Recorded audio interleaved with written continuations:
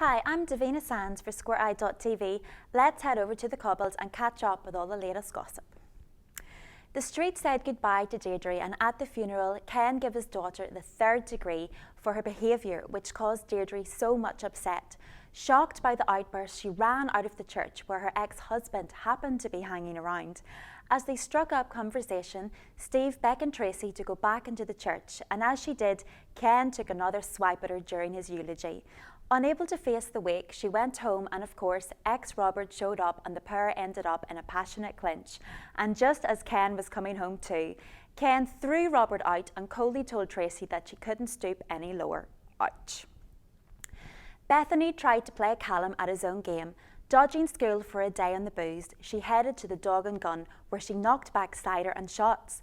Callum showed a shred of concern by sobering her up with a takeaway and then drove her home to an alarmed Sarah, who received a call from her school saying she didn't show up.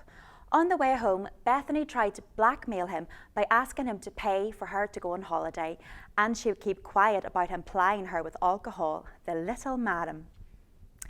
Liz found out about Dan's shady past after she grew concerned about his behaviour. Getting nowhere with Dan, she asked Leanne how she knew him.